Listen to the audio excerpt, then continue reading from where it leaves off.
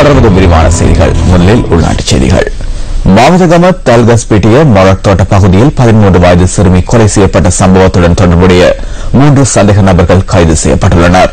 சிறுமியின் சடலம் மீட்கப்பட்ட வீட்டின் உரிமையாளரும் சந்தேக நபர்களில் உள்ளடங்குவதாக போலீஸ் ஊடக பேச்சாளரும் உதவி போலீஸ் அத்தியட்சகருமான ருவன் குணசேகர குறிப்பிடுகின்றார். உயிரிழந்த சிறுமியின் வீட்டிலிருந்து சுமார் 700 மீட்டர் தொலைவில் உள்ள மற்றொரு வீட்டிலிருந்து நேற்றிரவு 7 மணியளவில் சடலம் மீட்கப்பட்டது. சிறுமி நேற்று காலை முதல் காணாமற் போயிருந்த போதிலும் சடலமாக மீட்கப்பட்ட பின்னரே போலீசாருக்கு தகவல் வழங்கப்பட்டுள்ளது.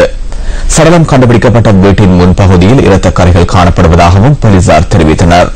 சடலம் நிலவிரிப்போரினால் சுருட்டி வைக்கப்பட்டிருந்ததாகவும் போலீசார் குறிப்பிடுகின்றனர். சம்பவம் தொடர்பில் மாவட்ட போலீசார் மேலதிக விசாரணைகளை மேற்கொண்டு வருகின்றனர்.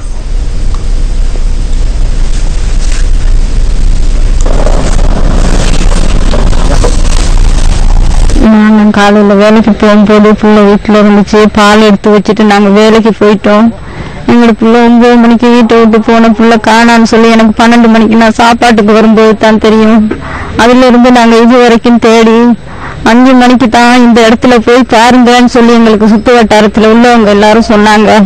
நாங்க கொஞ்சம் பேர் சேர்ந்து தோட்டத்து காவக்காரரோட இந்த வீட்டுக்குள்ளுக்கு நுழைஞ்சு பின் கதவால உள்ளுக்கு வந்து நாங்க தேடிக்கொண்டு போகும்போது எங்க பால்வாளி இருந்தது. உள்ளுக்கு அந்த பால்வாளியை எடுத்துட்டு பால்வாளி மட்டும்தான் அவனுக்கு இருந்துச்சு. நாங்க அதுக்கு பிறகுதான் சுத்து வட்டாரத்துல உள்ளவங்க எல்லாம் தேடி இதை கண்டுபிடிச்சு எங்களுக்கு எடுத்து கொடுத்தாங்க.